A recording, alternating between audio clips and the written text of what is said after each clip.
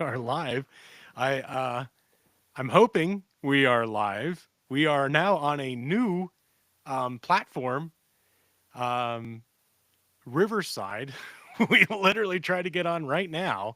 Um, if anybody out there is listening, um, try to respond in the chat. See if we are live. So Chad, do you want to do our normal intro? We didn't get to do our video intro like we normally do, but we'll have to play around with this a little bit and figure it out in the future. Yeah, I'll give it a try here. What's this for the fourth time I've done this now? Good evening and welcome to Explorers Seekers of the Truth, episode 85.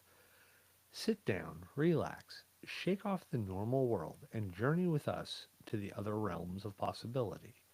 Tonight, I am joined by my best friend and co host, Lesson Cabbage. Come with us as we explore and seek the truth about this world. How are you doing this evening, Les? I'm okay. I mean, this is definitely learning on the fly. We tried to do our normal show as we normally do in the previous streaming service that we use that never worked for us. And we just got so frustrated that we literally went out and we tried to go through two different other streaming services, and we landed on this. We are on Riverside. Um, Rick Ricky just said on face or on YouTube, I'm assuming, yeah, YouTube, that all is good. So we are live there.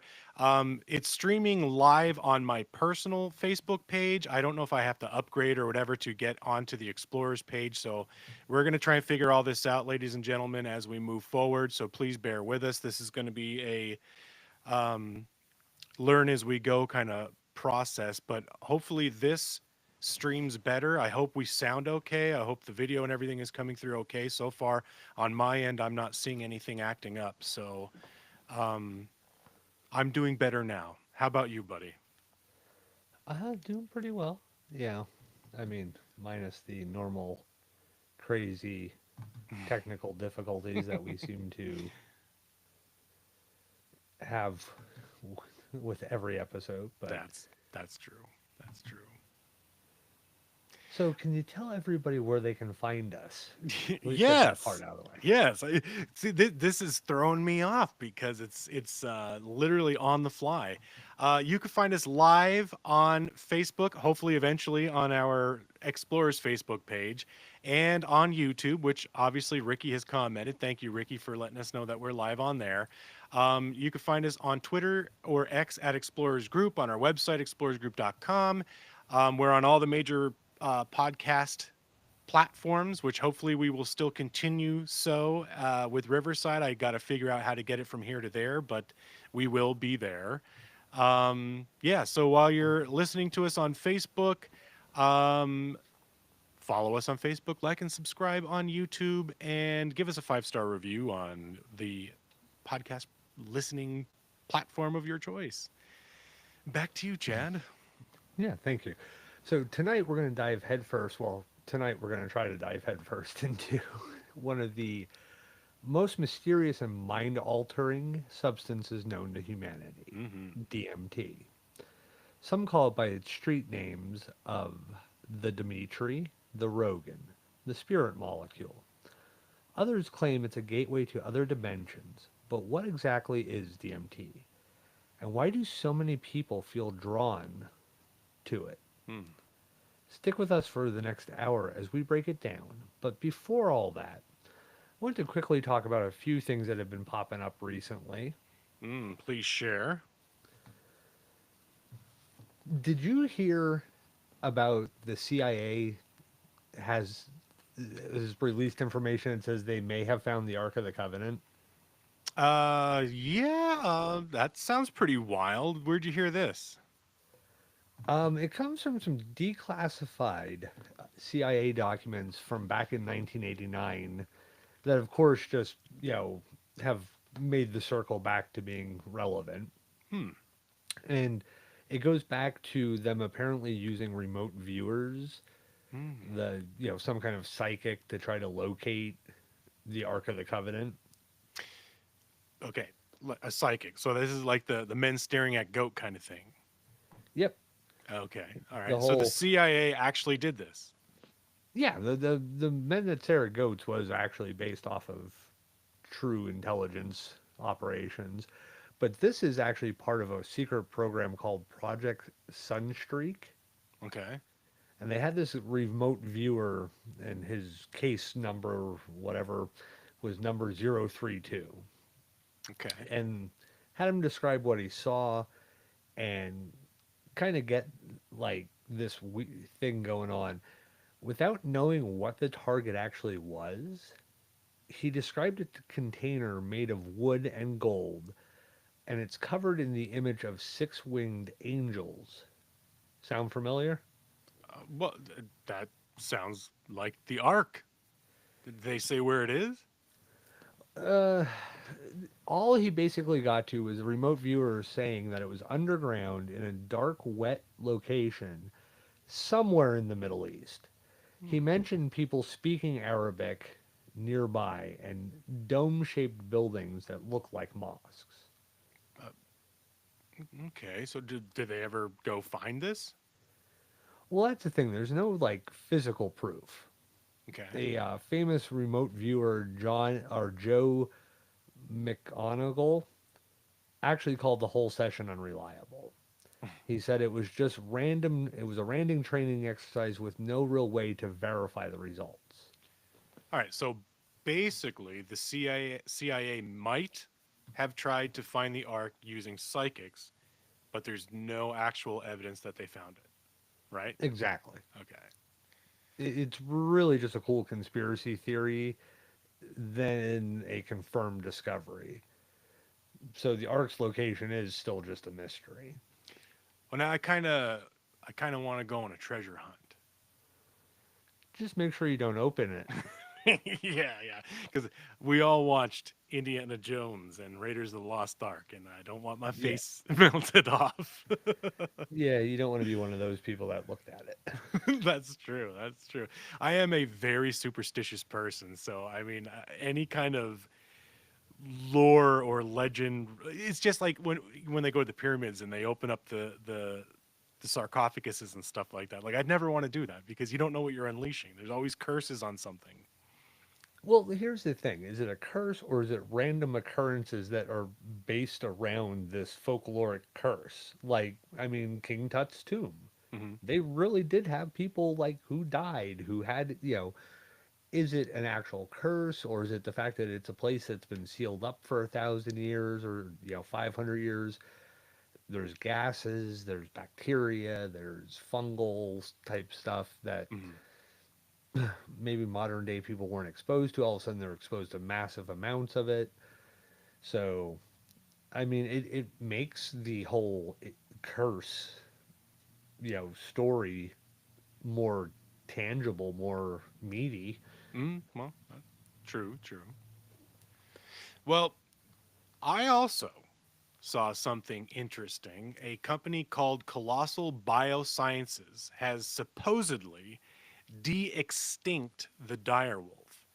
Now, they're able to extract the DNA from a 13,000-year-old tooth and a 72,000-year-old skull, spliced it with the DNA of a gray wolf, and boom, a dire wolf. Now, there were three that were born. There were two males, Romulus and Remus, and both are now about 6 months old, and a female who was around 3 months old, and they named her Khaleesi. And obviously, this is paid homage to the Game of Thrones, Khaleesi, the mother of dragons, and the direwolves, obviously, were the creatures of House Stark or the sigil of House Stark. Um, and I did also find out that there was a fourth pup that has recently been born and is another male. Hmm. So you mean the hybrid gray wolves, or as I'm referring to them anymore as the new labradoodle for this time frame? I like that. I like that. Yes. Yeah, because they didn't use genetic samples of direwolf DNA. They compared it to a gray wolf and Hmm. adapted the gray wolf's DNA to be a closer version of the ancient direwolf. Okay. So everybody who's watched that video, the first howl of a dire wolf in 10,000 years. No, you have not heard a dire wolf howl. Right, You've right, heard a genetically modified gray wolf howl like every other baby gray wolf. right, right. They used, a process of gene editing to create these pups with Hmm. traits resembling extinct dire wolves. Right, They are still gray wolves with genetic modifications. This is not cloning. All this is modification. right, right. And I went through because of course you see something like that and you're right away, oh my god, this is great. Because I follow colossal bioscience. Hmm. I've looked into them. I've mentioned them on the show before. They really are trying to do some cool stuff. Um, they do also have TED Talks out there explaining the fact of the difference between them and Jurassic Park. Right, right. So, but I found an interview with a from the BBC with a paleogeneticist, Dr. Nick Rollins from Otog University, and he explains how ancient direwolf DNA extracted from the fossils was too degraded and damaged to biologically copy or clone. Hmm. So the ancient DNA, it, basically, this is his description of this process. Ancient DNA is like if you put fresh DNA in a 500-degree oven overnight, it comes out fragments like shards of dust. Mm. You can reconstruct it, but it's not good enough to do anything else with. Okay. He went on to say, so what Colossal has produced is a gray wolf, but it has some dire wolf characteristics, like a Okay. larger skull and the white fur, but it is a hybrid. Hmm. Dire wolves and gray wolves, this is one of the things that they don't speak of, and most people don't understand because they don't understand the actual genetic evolution of these species. Hmm. Dire wolves and gray wolves diverge anywhere between 2.5 and 6 million years ago. Mm.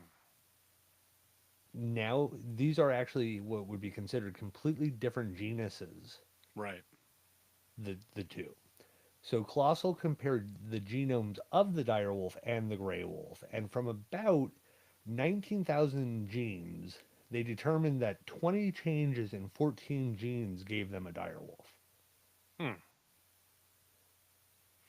So it to your point, they're it's not a dire wolf because these species technically couldn't have bred in the wild. Like if they were still together, Mm, they couldn't breed. It's just like I mean, we're a member of the great ape family, mm, right? So we couldn't interbreed with a chimp or a gorilla or something like that because even though we're very close with the genetic makeup, we're just far enough apart that we couldn't produce a viable offspring. So the yeah, same with these two species. yeah. Yeah. So I mean, they're basically just creating a basically, like I said, it's a labradoodle. Yeah, yeah. I like Eventually, that. they will A sell dire these. doodle. They'll sell these hybrid dire wolf puppies to make money. They are a Yeah. $10 billion a year company. Phew, They do Jesus. have plans on trying to recreate some things like the dodo bird, which the genetic material is more readily available Yeah, and newer, so we'd be able to redo. yeah. Which I don't know And if you've ever seen. There were actually some videos out there that people caught dodo birds on a trail cam, like still living. Like there's a well, small population somewhere still out there.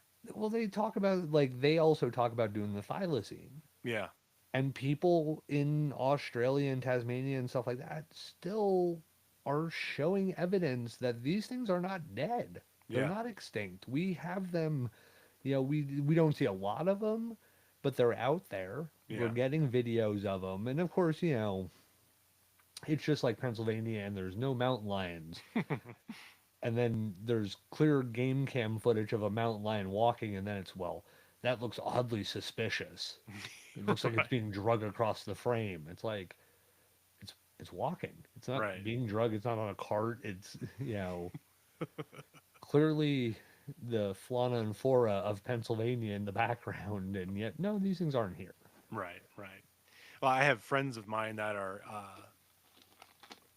in the wildlife service and the law enforcement that have been, walking along the mountain ranges very close to me, and they found uh, puma or mountain lion prints and stuff like that. It's way too big to be a bobcat and whatnot, and Hmm. and they're like 100%. They're like, it is exactly what I saw, but you try and go to the fish and game, and they'll deny it up and down. Yeah. But oh, and to kind of go back to colossal biosciences. They I did see a video recently where they're talking about bringing back the woolly mammoth, and they're Hmm. starting out with mice. So they made these woolly mice and whatnot. So they're just altering these certain genes to make them retain fat, so they could Hmm. live in a harsher climate. They made the hair grow and everything like that. And they're like, oh, so the next step is we're going to go to woolly mammoths. And it kind of made me think, like with the direwolf thing, is you're taking um, a creature that already exists, the gray wolf, and you're just modifying it. To your point, it's a hybrid wolf, kind of like Hmm. the Labradoodle is a hybrid, dog of two different breeds. So it made me think, like, are they just going to take, like, say, an African elephant and just alter the genomes or the DNA to produce wool, thicker hair, pack on more pounds and whatnot to live in, like, the tundra or whatever you want to call it. So it's not going to be a woolly mammoth. It's just going to be a modified elephant. Well, one of the things is Russia has set aside land for a Pliocene park, Right.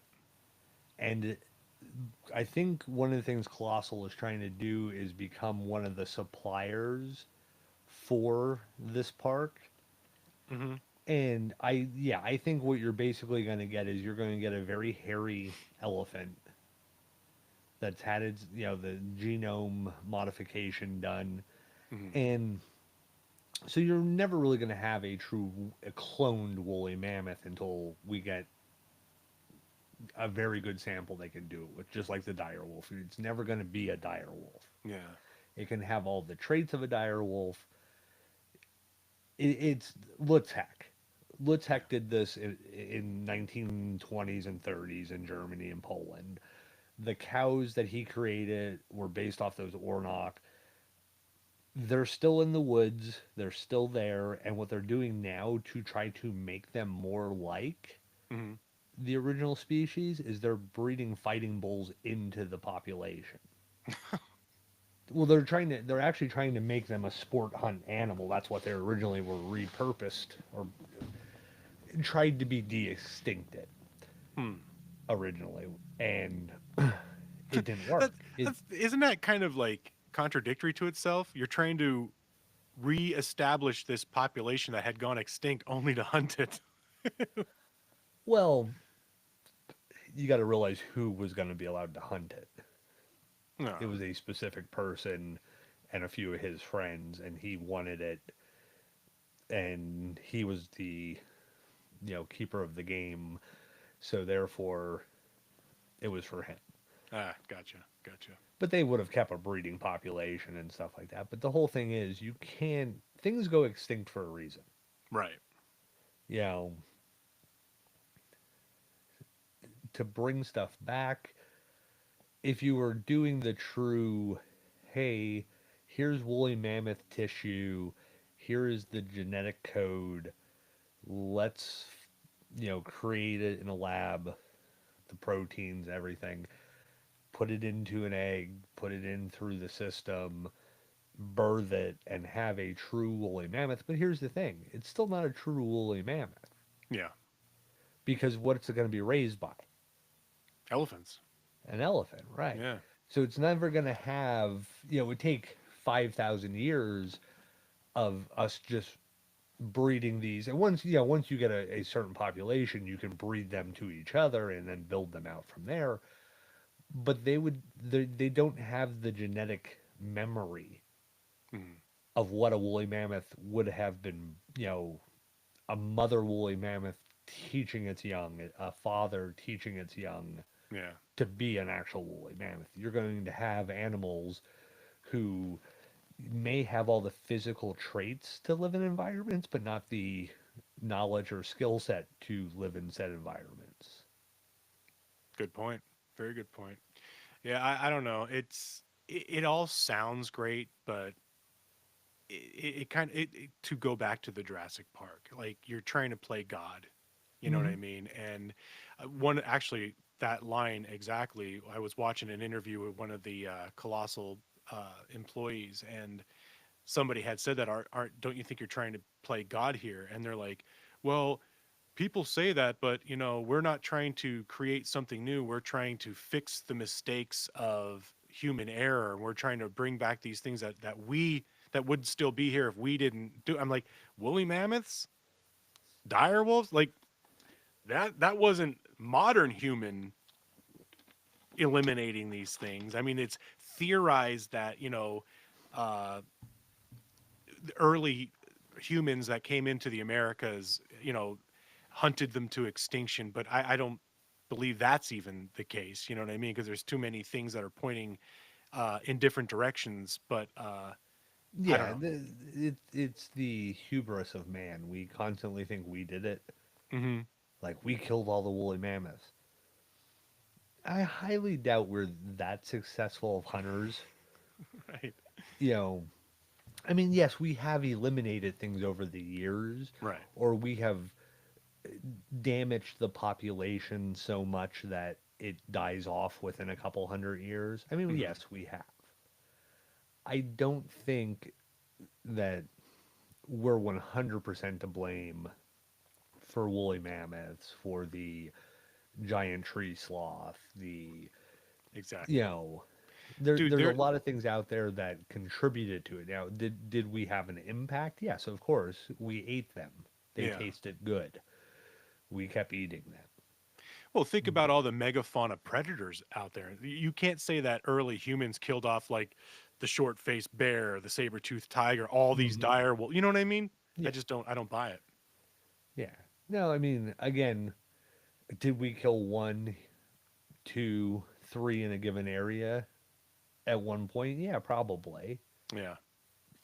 Did those bears also probably kill about 13 people every time were seen? Right. Probably. Right. So are we to blame for that number of, Yeah. we also don't know how many we don't know how many were left when we were in direct conflict with them. Right. They could have been at the end of their run, Mm-hmm. Hmm. and they just, like, oh, there was, short-faced bear, but there was only 7 of them left in the world when the first, 7 of them left in North America when we got here, Right. and or we got here originally and then everything spread from here out. But that's a whole nother theory. Right. Um, Right. Well, do but we you know want what to I mean? Like, go we ahead? I'm sorry. can we can take the blame for that kind of stuff, and we also shouldn't be. We should take 5 seconds to research these articles and not just wholeheartedly believe them. Hmm. You know, I would love to see a woolly mammoth, like a real live woolly mammoth. I've Same. seen them dead. Hmm. I've seen their bones. I've seen, all that stuff. It would be awesome to see one alive, but you're never going to see that. Right. Right. You're always going to see a byproduct of engineering.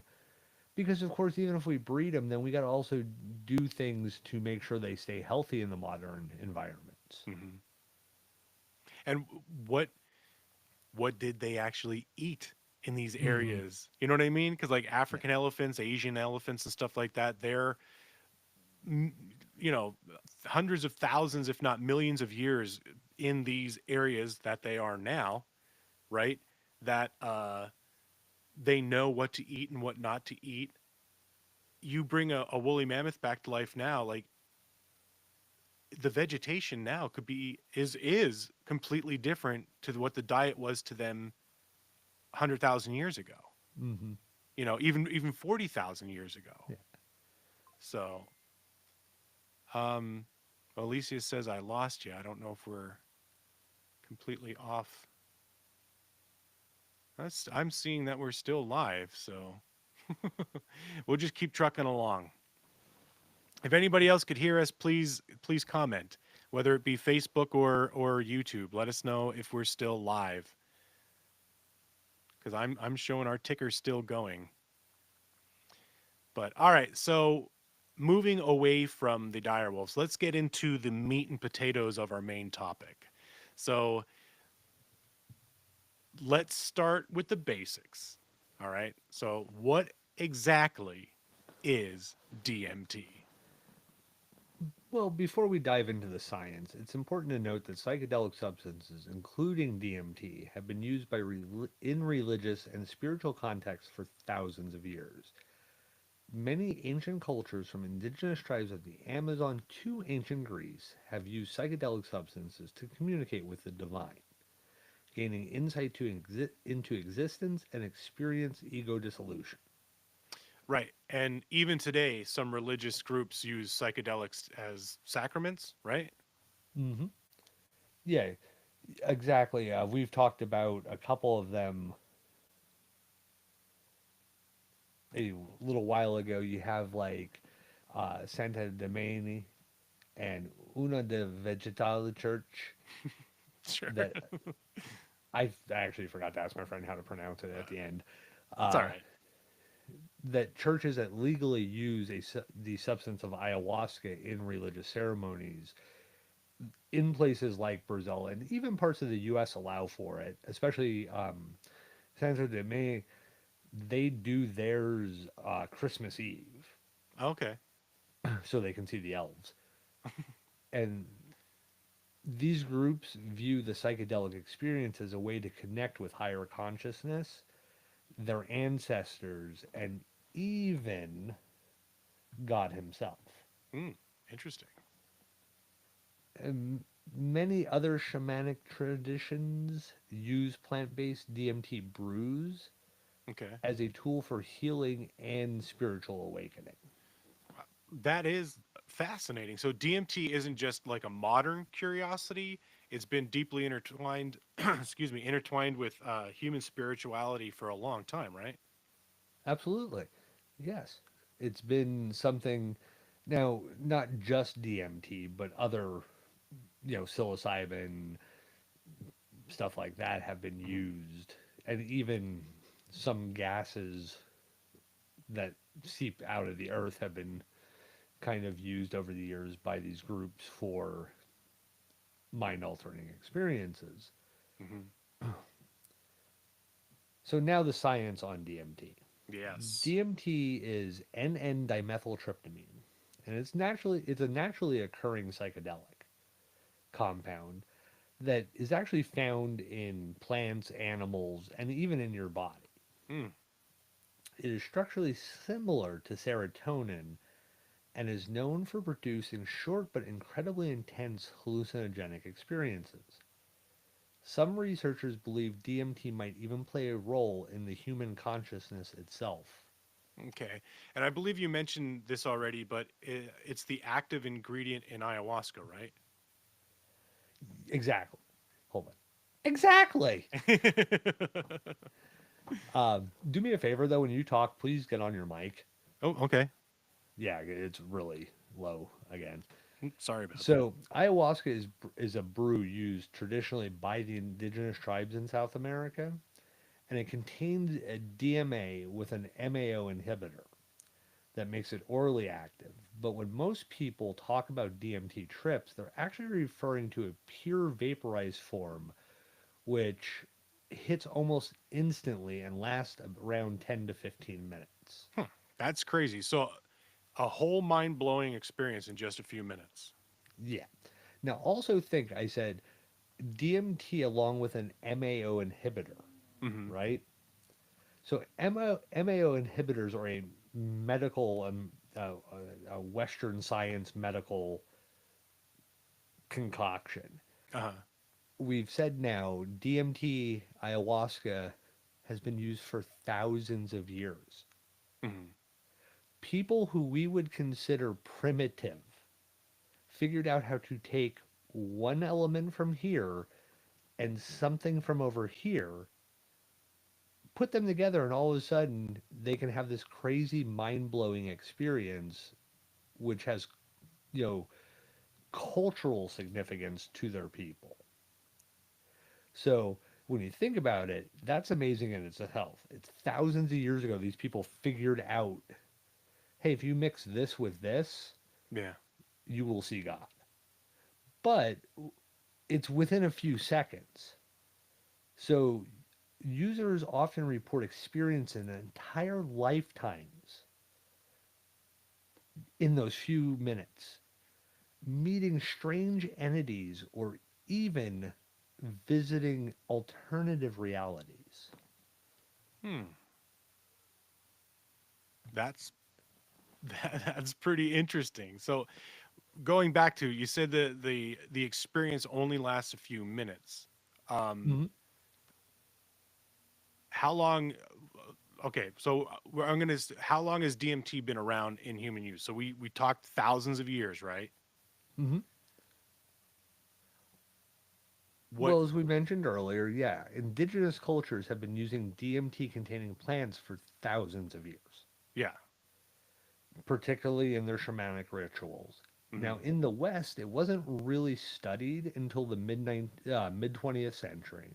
Okay. Then in the 1990s, Dr. Rick Strassman conducted some of the most famous clinical research on it, which was documented in the Spirit Molecule, the book that really puts DMT on the map of psychonauts Uh, everywhere. all right. So you just referenced a psychonaut. Oh yeah, the psychonauts is somebody who explores eh, alternate states of consciousness, and often using psychedelic substances like DMT, LSD, psilocybin to gain insights into their mind, reality, and even the nature of existence.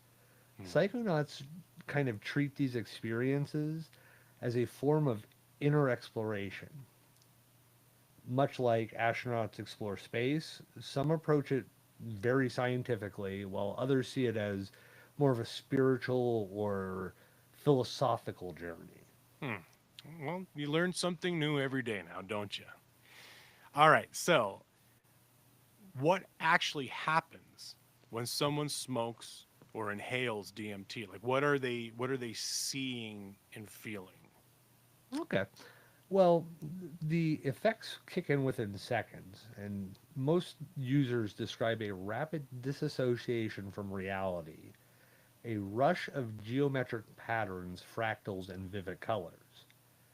Many report an intense euphoria or even an overwhelming sense of unity with the universe, Hmm. and others feel like they've launched into a different dimension entirely. That that's wild. But it's not just visuals, right? There's often a sense of like presence, like something there. Exactly. Well said.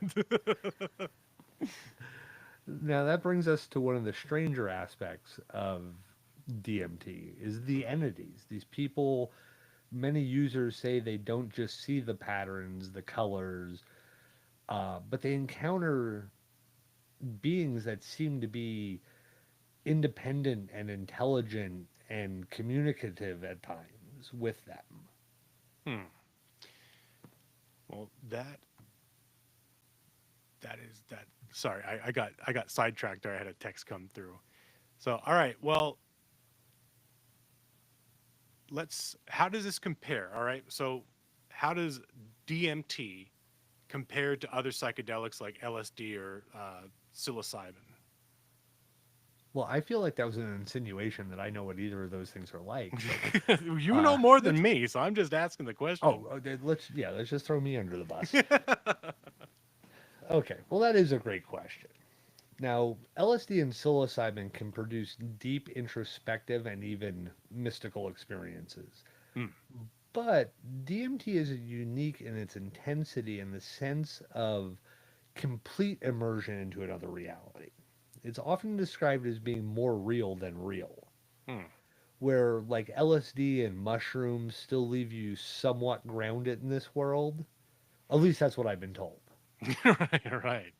Okay, and the speed too, right? So like with LSD or mushrooms, the trip builds up gradually, but DMT just launches you. Yeah, basically from what I've studied, one moment you're here, the next moment you are gone, Mm. often without any transition. When you're doing things like psilocybin, it's a slow, like all of a sudden the lights kind of have a streak to them. If you watch a ceiling fan, you'll just like watch it kind of swirl. Right. You still know where you are. Yeah. You still, it kind of just comes on slow effect, slow effect, slow Mm. effect. From what people that are doing DMT are saying is, boom, it hits and you are having a conversation with God in the center of the universe. Gotcha. Gotcha. Now, I mean, obviously, there's an attraction to this, and you know, people are seeking this experience. Like, go. Can you explain more about like the appeal of DMT? Yes. Well, secretly, we switched some of your drink tonight with a small amount of ayahuasca brewed tea. So the reality you're experiencing is completely in your head, Les. I wouldn't be Why surprised. You're freaking me not? out, man. Well, to get back to your question, sorry. I That's just want to fine. mess with you a minute. For some, it's curiosity, right? It's always that, like, hey, I've done mushrooms, I've done psilocybin, I've done peyote, mescaline. What's the next thing to try? So it's a Yeah. curiosity thing. And for others, it is a deeply spiritual event. Hmm. And many who have tried DMT claim it provides insights into the nature of consciousness, death, and even the afterlife. So like an existential trip. Exactly. Oh. People come away with it feeling like they've glimpsed something beyond the human comprehension. Hmm. And some even compare it to a near death experience. And for those who believe in the more mystical aspect of it, they can kind of feel a direct connection, direct communication with higher intelligence. Hmm. So a godlike figure or, the heavens. Well, that's both fascinating and a little terrifying, right? So, have any major scientists or thinkers weighed in on this, or is this just a bunch of like hippies? you know? Well, I mean, here's the problem is when you say, oh, is it a bunch of hippies? A lot of the doctors who are the forefront of these psychedelic, you know, drugs and stuff like that Hmm. become what gets labeled as the hippies, the counterculture, all that stuff. You had Timothy Leary with LSD and stuff like that. So these were people who were doing legitimate studies with the drugs, Hmm.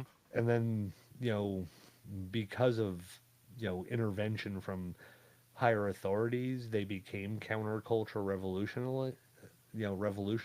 Hmm. But there is like Terence McKenna, who, for example, was one of the big advocates for DMT, Okay. and he believed it might be the key to understanding other dimensions. And more Interesting. recently, neuroscientists are exploring DMT playing a role in dreams or even in the near death experience. There's a therapeutic angle, though, right? Yeah, yeah, there's some researchers that are investigating whether DMT could be used to treat mental health conditions like depression, PTSD, and anxiety. Hmm. The idea is that these intense mystical experiences can help people process trauma, Yeah. gain a new perspective on life, and even reduce their fear of death. And there have been some early studies showing some promising results. Um, Sounds like something I need to try for well, anxiety and all that shit. if anybody's interested, I mean, like I'm not this big advocate for psychedelics or drugs or anything like that. Um, but there's a few books out there. There's Blitzed, and there's Looted or something like that. Both books actually are very interesting reads, even if you're not interested in like drugs. But it will show you that there were pharmaceutical benefits dealing with like PTSD, Alzheimer's, Mhm. anxiety, depression, that these drugs were originally intended for. And they started to do the research, and then there were issues, and higher authorities stepped in and made them illegal, made them, Schedule threes and stuff like that. Mhm. And it took away the ability of even doctors to do this research. So now, with the opening of some of these, less basically decriminalizing some levels, they've been able to run these tests and actually go back. And the guy, and I can't, he's been on Rogan. Um, I'd actually read his book after I read Blitz, Mhm. and he talked about his mom had Alzheimer's, and he was doing some research on basically, I think, a follow up book for something else he had written, and he got into the subject of like, why did drugs in like LSD become these like super illegal substances? Yeah. And when he started doing the research, he basically found out it was a post World War II control thing that led to the drug enforcement going after these people. But he also learned that there were pharmaceutical studies being done prior that were showing these positive effects when using micro doses. So, long story short, he talks to his family, talks to his mom. She's dealing with Alzheimer's. He says to his dad about it. They microdose her, and she shows symptom improvement. Hmm. Now, it doesn't get rid of the Alzheimer's or anything like that. And I don't know if his mother is still alive. This was, it was written a few years ago, but she had improvement. Yeah. So some of these, psychedelics in micro doses, they do use mushrooms for anxiety and PTSD and depression in micro doses. Now, for the person that doesn't understand, like, it's not a dose that will make you trip. Yeah. Yeah. It's enough to trigger a response chemically in your body to help you adjust. And much like you like your SSRIs, and I'm not a doctor, but they are Just a like professor. serotonin, based things that are trying to level out your serotonin. Mhm. Well, one of the things we said is dimethyltryptamine is like serotonin. So Yes. it's a Yes. more natural available because it's in your body already. It's in animals. It's in plants. It's a much more naturally bioavailable, substance. Gotcha. Gotcha. All right. So for some, it's about healing, right? For others, it's exploration. And for others, still, it's just curiosity, right? Pretty much. Yeah. Yeah. Now, let's not forget some people simply just enjoy the thrill of completely mind-bending experiences. Yeah, true. True. The idea of this, like that whole blasting into an alternative reality for a few minutes is, it's appealing to some of the psychonauts who Mhm. just love pushing that boundary of perception. Well, it's like we were talking about before. We as we're almost like trying to dare each other into trying it, or oh, we should do it. We should do it. No, we shouldn't. No, we shouldn't. Like I would love. to experience something like this, but it would have to be under a completely strict, strictly controlled environment. Like I wouldn't Mm. want to do this on my own or on a whim and have like some sort of a freak out. Now, even though, like you said, it only lasts what, like 10 to 15 minutes, right? Hmm. Yeah. So it's not like it's going to, screw you up for a long time where, something crazy could happen. But 10, 15 minutes, you could run down the street naked without knowing it. You know what I mean? It's enough and I'd need somebody else there other than you. I love you, but I know you would probably let me do that just to see the reaction of what would happen thereafter. But, I don't know, and like we said before, we were raised in the just say no generation, and drugs are bad, and it's this is your brain on drugs kind of thing, you know.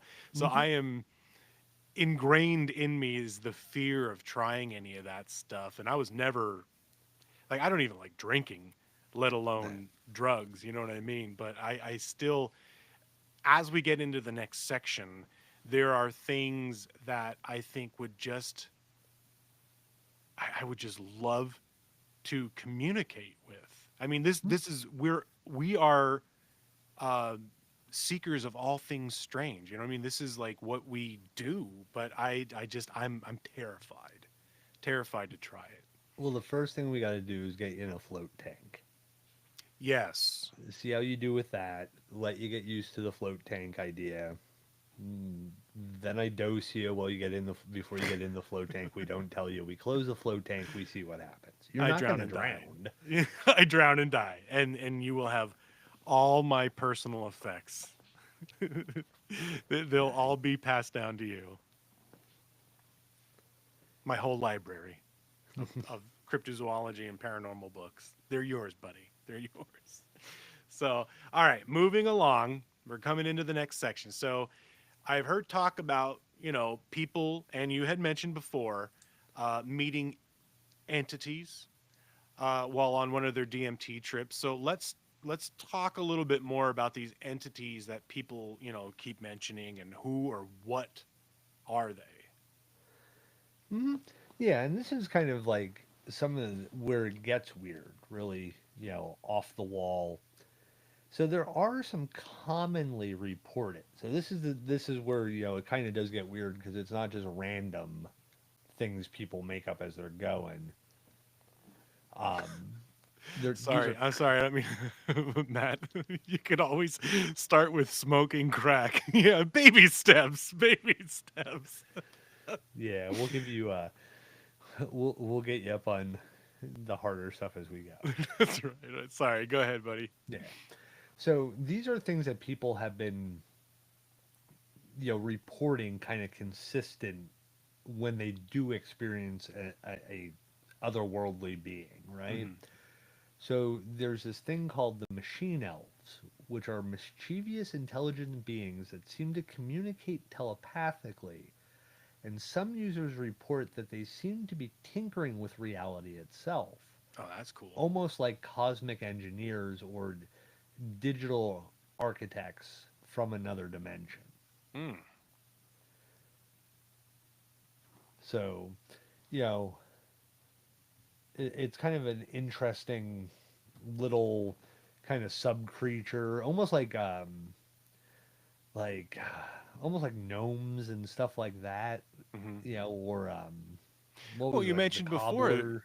yeah, yeah, the cobblers would have the gnomes come in and fix their shoes and stuff. But you mentioned before, speaking of elves, that some of these shamans or whatever would do the brewed teas or whatever to Hmm. talk with elves and stuff. Which Yeah, and isn't that kind of along the lines of what we talked about in one of our Christmas episodes with the yeah, we flying actually, reindeer? Yeah, yeah, yeah, yeah. Well, we even mentioned Santa Domain in the Christmas episodes. yeah, yeah. We had talked about them directly.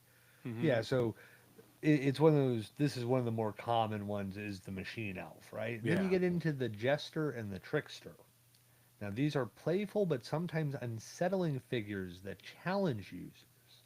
Hmm. They often appear clown like and may present paradoxes, riddles, or seemingly nonsensical behavior that some interpret as a test or a lesson. Oh, that's creepy. Hmm. They'd be the ones I get because I suck at that. I wouldn't be able to figure out shit and I'd be trapped there. Well, it's going to be over in a few minutes. It's not like you're stuck there permanently. Well, you were going to lock me in the float tank, so maybe I Well, would you be. got to stay in the float tank for at least an hour until you get to like really into it. Like the first thing you probably do, we'll probably do a half hour because you'll probably kind of get panicky. Oh, yeah, well, I'll get claustrophobic for sure. Oh, you won't even notice. No? No, dude, you won't. You What? will seriously non-drug related start flying through the cosmos. Wow. All right. Yeah, Okay. it's a very very fun, interesting experience. And then if you do other things before you do it, it's even better. Um, Noted. Alien beings Mm, are also another one of these reported entities. And some users claim that they've met extraterrestrial like beings that impart cosmic knowledge. mhm. These encounters can feel like an intergalactic meeting or even a science experiment where the user is being studied. Which sounds an awful lot like abductions. Well, I was hoping we would circle back into this, right? We said near death experiences and possibly dreaming earlier is Yes. something that doctors are starting to feel that the dimethyltryptamine, DMT, is partially responsible for, right? Hmm. So now near death experiences and dreams. So dreams, most abduction phenomena happens at night. Okay. When you're Now, dreaming. when you're dreaming, right? Hmm. So now if people who are consciously taking DMT into their system are saying, "Yeah, one of my experiences was like kind of like an alien abduction, not in a bad way, like I was kind of like sitting there and it's like a little kid like the square, the circle, and the triangle, and then there's the holes that correspond with them, and the Hmm. kid does it, and like, ooh, the kid did it in 3 seconds. The kid's smart. If it takes you 6 hours, the kid might have some problems, right? Yeah. So some of these people are, having these type of experiences. Then you go to the whole like, are some alien abductions just people who have a natural DMT dump? Like a spike in the release of DMT all of a sudden. Hmm. The myoclonic jerk is your body thinking it's dying, so it shakes you before you fall asleep. That's like a lot of people will end up jerking in their sleep and I wake do up. all the time. Well, it's your body thinking you're dying, right? So near death experiences, and it possibly dumps DMT into your system, right? That's brilliant. Possibly dreaming dumps DMT into your system. So now all of a sudden you have this cycle of these DMT dumps that could be happening for years of your life for no apparent reason. But we said near death experience, right? So let's Yeah. circle into another entity, divine or angelic figures. Okay. Others experience godlike entities, often described as pure love and light. Light, right? Mm.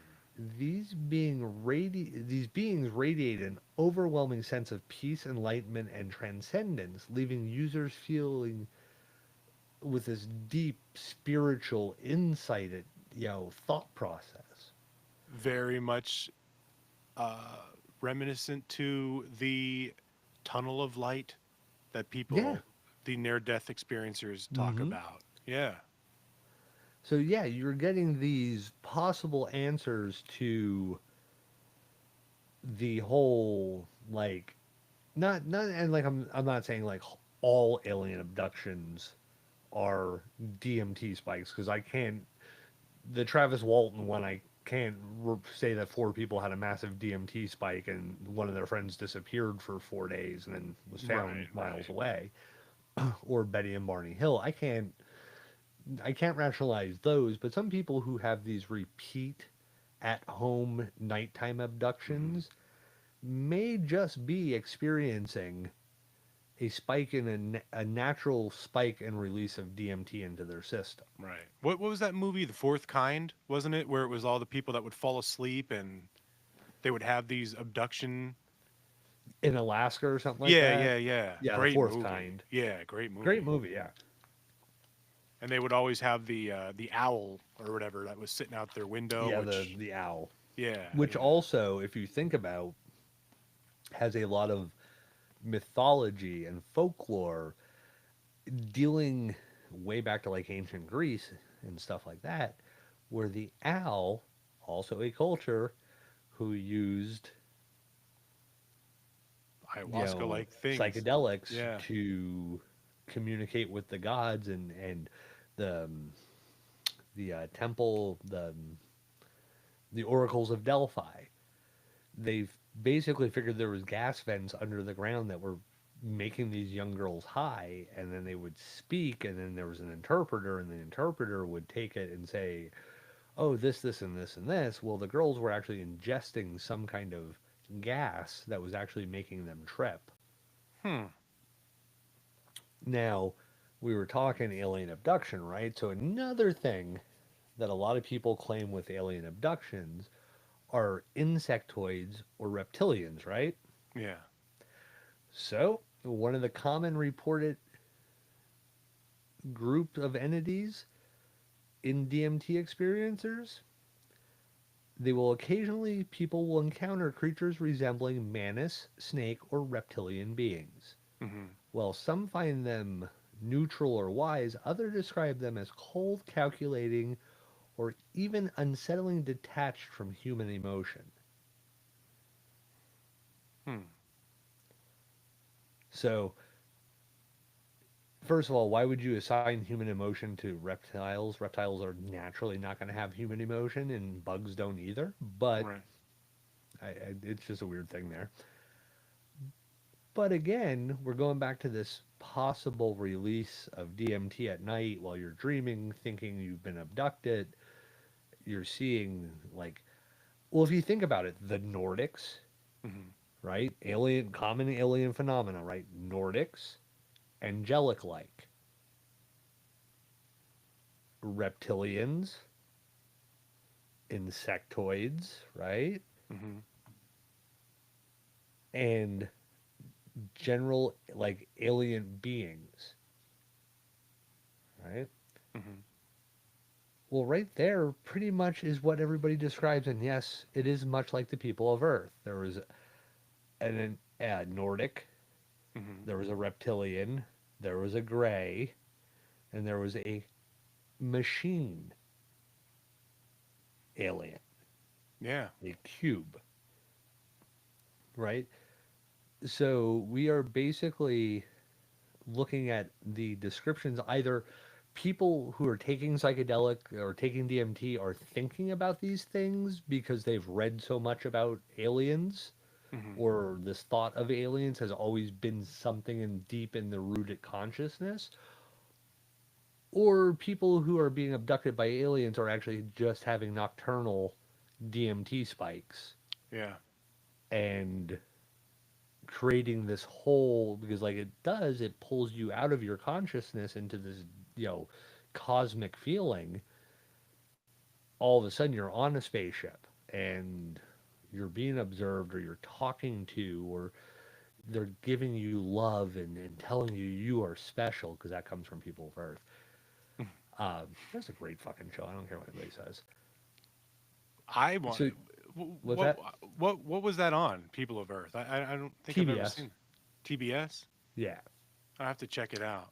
The guy went on to play on a different show. It was like pre-COVID, and then he was working on another show, and the other show got picked up too, so they stopped making People of Earth because it was kind of just like a silly comedy. I have to check it But out. it was hilarious. Hmm.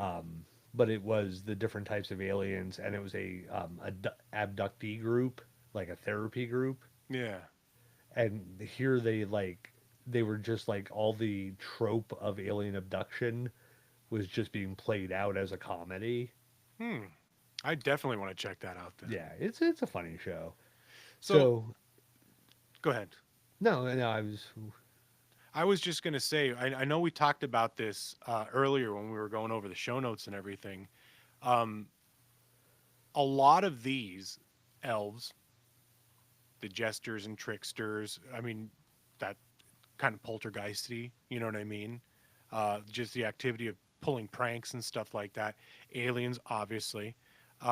Divine angelic figures. I mean, there's people that claim to have seen angels and the Virgin Mary and all that stuff. And, insectoids, reptilians. There's numerous crypto based or cryptozoological based stories of creatures like that. Mm. Now, there's one more that you didn't mention yet that doesn't kind of come into to play, but all of these that you have already mentioned are entities that people have seen that weren't sleeping, that were completely, and like you mentioned, Travis Walton, Betty and Barney Hill, like they all happened while the people were awake. They weren't sleeping. Like Walton, I mean, Jesus, they were coming off of a work site. Mm. Now it was at night, so were they tired? Because Betty, and Barney, they were traveling home late at night. The Mm. Walton and his crew, they were coming off the job site late at night. So were they tired? Was DM like this natural spike kicking in? But people see these things or report to see these things frequently. So is there some sort of like a DMT spike that happens that hasn't really been studied or reported? You know what I mean? What what is the connection? Or are these things actually around interdimensionally Mm. and the DMT just gets us there? You know what I mean? Like, Mm. does it make Yeah. sense or is it? No, I mean, well, that's the thing. Like I said, you can't write off all alien abductions with a DMT spike, but yet at Yeah. the same time, a lot of them fit a pattern of DMT usage Hmm. experiences, right? So Yeah. if it is natural and it does happen, or like you were saying, there is, well, maybe these beings are around us and taking DMT, or a natural DMT spike happens in your body, and all of a sudden you get that veil thinning and you see those things. Yeah. Yeah. You know, so That's only one way to find out, I guess. yeah, we just load you up on DMT. I found quite. Me. I'm not saying. I just happen to know there are a few places where you can buy things Uh-huh. inside the United States. Well, you'd be a lot harder to hold down than me. So I guess it would have to be me as the guinea pig. Yeah, So but what's the last entity? yeah, you get into this last one is kind of they call them geometric overlords. Hmm. They're abstract, shape-shifting beings that seem to be composed of pulsating fractals, pure energy, and often described as architects of reality. Hmm. So the only way I can think of this is like when you do this Yeah, yeah. and And you you see sit there that with your like eyes that closed and brownie you see tan it. kaleidoscope thing? Yeah. Yeah, yeah. I mean, it'd probably be fun to see. Like I've We always said, drugs would be great if somebody would create one drug, right? yeah. That you take when you're on other drugs that just slams you back to reality in case you are having a bad experience. You Mm. just, like, hey, I don't really like this. You pop the pill, and all of a sudden you're like, whoo, okay, I'm back to normal. Everything's done. I'm good. Move. Hey, we That have a would be the drug. Like, volunteer. if pharmaceutical companies want to make money, that's the drug to make. Yeah, yeah. We have a volunteer. Matt says he'll volunteer, so he'd Yeah. he'd be a lot easier to hold down than you or I too. So because he's smaller than we I are. don't think we Not need that to he's not hold. strong. I was But gonna say, not that I don't he's think we need to wiry. hold Matt down. But I'd be too scared. So if Matt wants to volunteer, then we'll do a case study. But I don't want to be the one. I'm too scared. I'm a chicken shit. So all right. So we talked about all these entities. I'm like a drug guinea pig. I love science. Very good. Very good. Well said, Matt. Um, so we talked about the entities. Are they real or are they just hallucinations? Well, I mean, that's the $1 million question. Some argue that they're, projections of the subconscious. Others believe that they might be independent, sentient beings Hmm. just on another plane of existence, like we were talking about. And that's the whole thing is the jury's always going to be out on that Yeah. until they allow for full scientific research and testing and stuff like that with things like DMT. You're never really going to have that answer. Yeah. Yeah. Well, we talked about the entities, right? What about the environment itself? Like, what's this terrain like on these trips or visions? Well, a lot of people describe the DMT realm as a hybrid dimensional space Hmm. filled with impossible architecture, kaleidoscopic landscapes, and shifting fractals.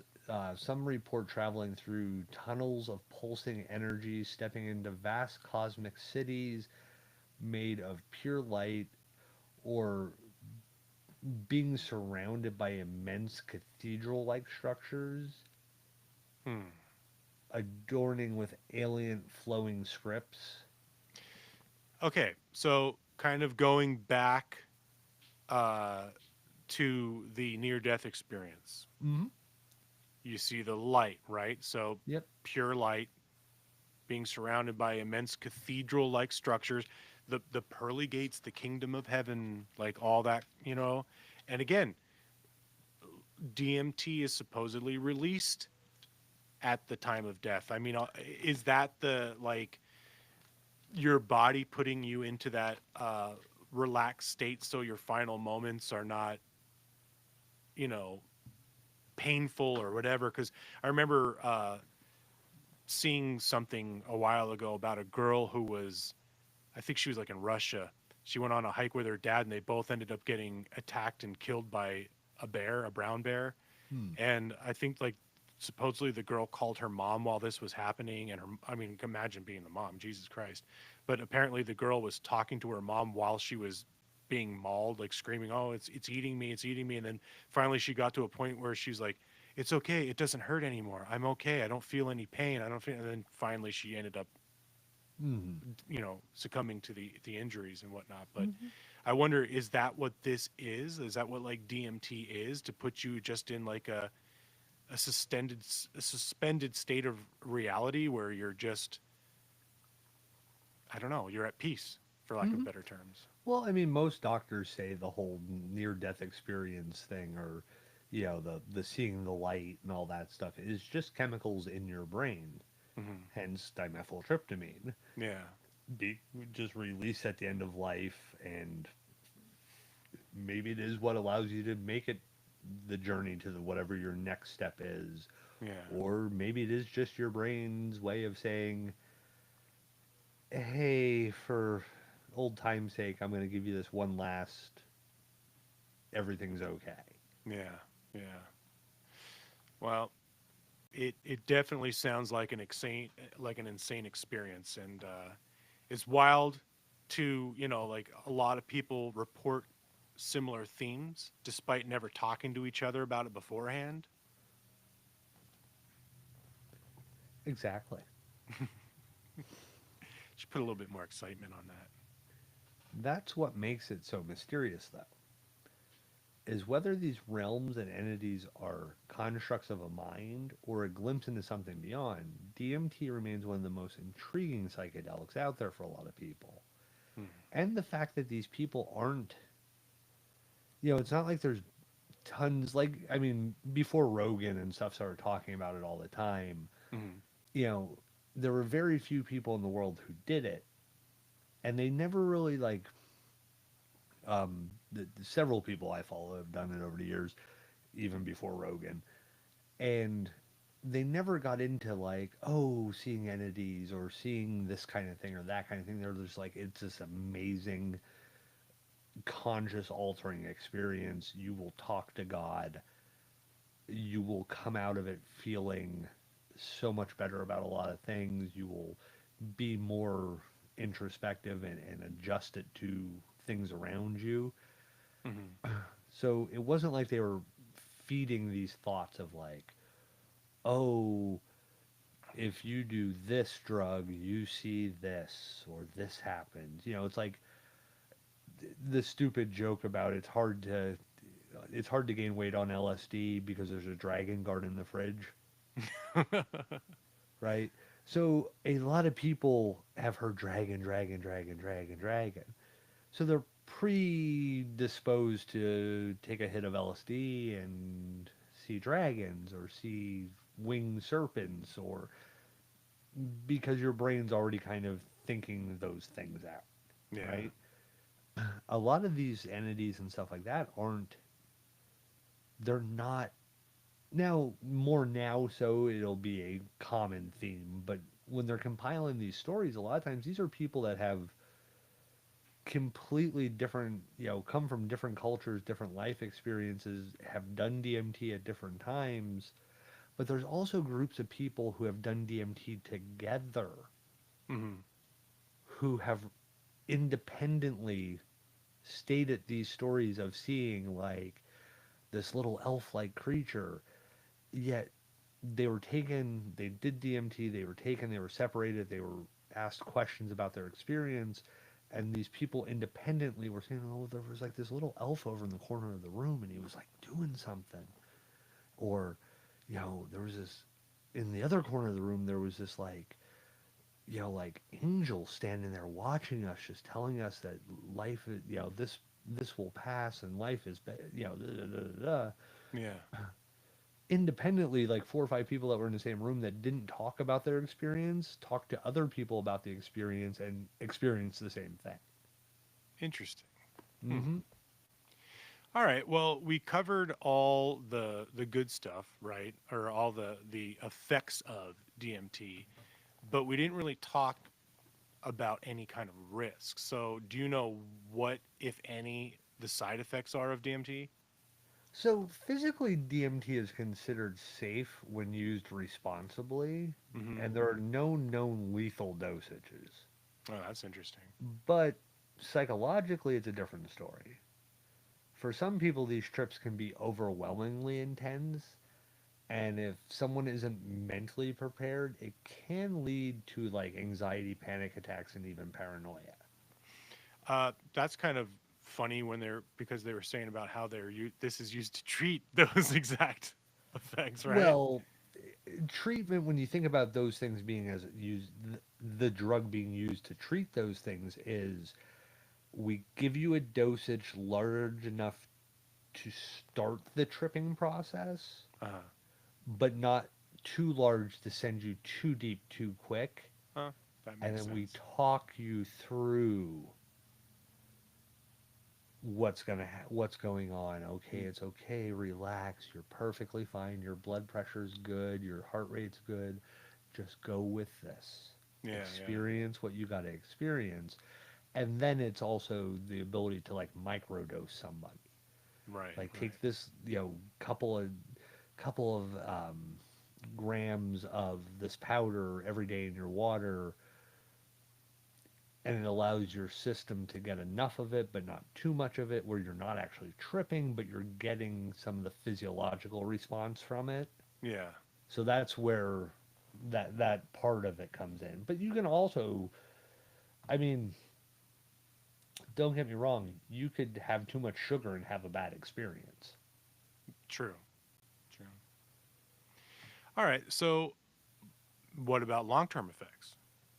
No concrete evidence that DMT causes any long-term harm, but some users do report last um, lasting shifts in perception, Mm. existential crises, or feeling disconnected from reality after really intense trips.